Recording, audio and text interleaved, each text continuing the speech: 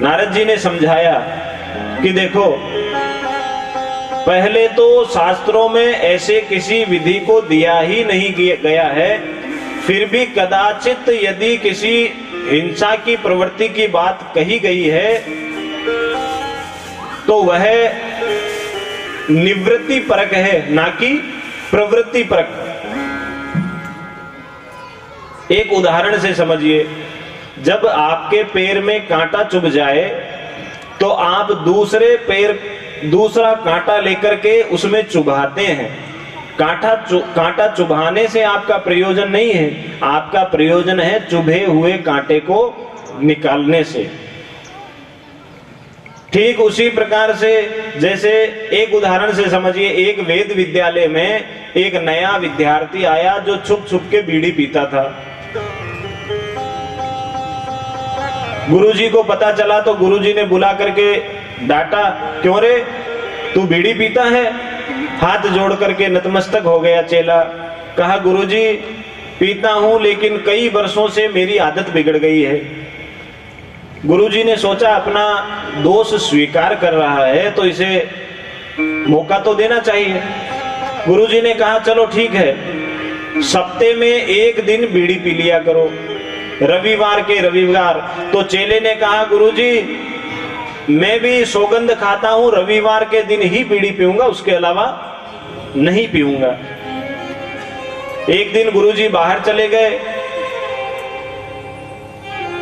खुले आम आश्रम में बैठ करके बीड़ी पीने लगा। दूसरे मित्रों ने कहा, क्यों रे, गुरुजी के न रहने पर ऐसे काम करता है, आने दे गुरुजी को, तेरी शिकायत करते हैं। उस विद्यार्थी ने कहा, आने दो गुरुजी को, गुरुजी ने खुद ने हमसे कहा है कि रविवार के रविवार बीड़ी पीनी चाहिए, ये बहुत फायदेमंद होती है स्वास्थ्य के लिए। अब गुरुजी ने कहा था कि निरंतर जो आदत इसकी बिगड़ गई है, 6 दिन नहीं पिएगा, एक दिन पिएगा तो कम से कम धीरे धीरे इस एक दिन को भी छोड़ देगा। अब उसने अर्थ का अनर्थ कर दिया और अपने मित्रों से कहने लगा कि भाई गुरुजी ने कहा है। जब हाथ में जल लेकर के सौगंध खा करके कहा तो शिष्यों को भी विश्वास हो गया कि भाई झूठा तो नहीं है ये। तो अब पूरे के पूरे विद्यार्थी ही बीड़ी पीने लगे रविवार को। तो गुरुजी का कहने का प्रयोजन तो था कि कैसे जैसे इस बालक की गलत व्यसन को छुड़ाया जाए, परंतु पूरे के पूरे ठीक उसी प्रकार से हमारे जो वेद है, परोक्ष वादो वेदोयम बालानाम अनुशासनम, वेद भगवान कहते क्या हैं और उसका अर्थ क्या होता है। इन वेद की ऋचाओं का अर्थ जानने में बड़े बड़े विद्वान भी मोहित हो जाते हैं। मोहिती इति सूर्य, सूर्य परमात्मा भी जो है मोहित हो जाते हैं।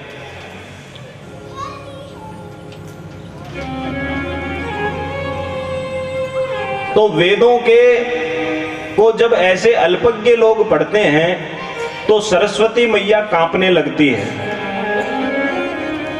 सरस्वती मैया को डर लगने लगता है। ठीक उसी प्रकार से सरस्वती मैया कांपती है। जैसे आप हॉस्पिटल में भर्ती हुए, आपका कोई ऑपरेशन होना है आंख का, और डॉक्टर आके आपको हाथ जोड़ के कहे, भैया चुपचाप लेटे रहो, आज मेरा पहला ऑपरेशन है, डरना बिल्कुल भी मत।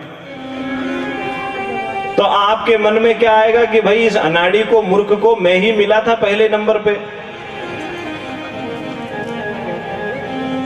ये जो वेद हैं, इन्हें जिसने अपने गुरु के चरणों में बैठ कर के सांगोपांग रूप से अध्ययन किया हो, वही इनके अर्थ को समझ सकता है। एक सेठ जी थे, बड़े ही धनाढ्य सेठ थे, और उन सेठ जी की आदत थी गर्मा गर्म चावलों का मांड पीने की। चावल का जो पानी होता है वो पीने की उनकी आदत हो गई। एक बार कुछ गांव के मुख्य लोग आए हुए थे, उनकी धर्मपत्नी ने गर्मा गर्म मांड निकाल करके कटोरी में धर दिया और बेटे से कहा, जाओ बेटा अपने पिताजी को कहो कि गर्मा गर्म मांड कटोरी में धरा पड़ा है, जल्दी से आके पी ले, नहीं तो ठंडा हो जाएगा। बेटे ने मन में सोचा कि इतने लोगों के बीच में जगह अगर जाके कहूंगा तो पिताजी के बारे में सब लोग क्या सोचेंगे कि इतने बड़े सेठ हैं और चावलों का मांड पीते हैं। तो पिताजी के समक्ष जाकर के कहा, पिताजी धानुपुर से मांडू जी आए हैं, जल्दी से जाकर के मिल लो, कटोथा घाट पे धरे बैठे हैं और अगर नहीं जाओगे तो शीतलपुर को चले जाएंगे। अब देखो, इतने सुंदर शब्दों से बात को कहा कि सभी जिनको संदर्भ का ज्ञान नहीं है वो नहीं समझ पाए, परंतु पिताजी समझ गए। जो आए थे उन्होंने तो ये समझा कि मांडू नाम के कोई सज्जन होंगे और कटोथा घाट के किसी किनारे पे बैठे होंगे और धानुपुर उनका गांव होगा, और यदि नहीं मिलने गए तो जयपुर की तरह जैसे कोई शीतलपुर होगा वहां चले जाएंगे। उनको संदर्भ का ज्ञान नहीं था, परंतु पिताजी तुरंत समझ गए कि बेटा क्या कहना चाह रहा है। चावलों का मांड कटोरे में धरा पड़ा है, पी लो नहीं तो ठंडा हो जाएगा। इसी प्रकार से वेदों के तात्पर्य को समझने में अच्छे अच्छे लोग भ्रमित हो जाते हैं।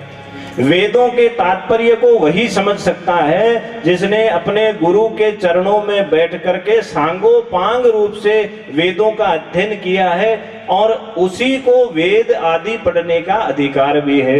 बोलिए भागवत महापुराण की।